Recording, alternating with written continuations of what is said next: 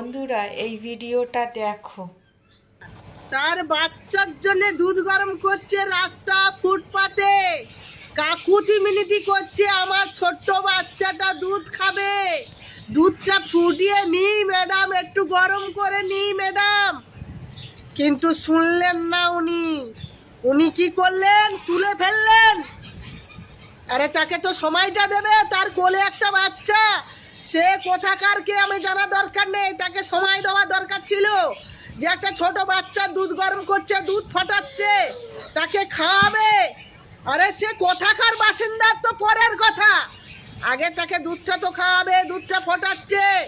আবার বলছেন কি না 6 মাসের বাচ্চা 1 গামলি দুধ খায়। আরে গ্যাসটুকু তো কিনতে হয় তাদের, 10 দিনের দুধ হয়তো একদিনে ফুটিয়ে নিচ্ছিল।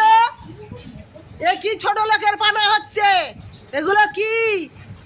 এখনো অনেক কাজ বাকি তোমাদের, সে কাজ বন্ধ করে দিয়ে আর নাটক জুড়েছ এই সবগুলো।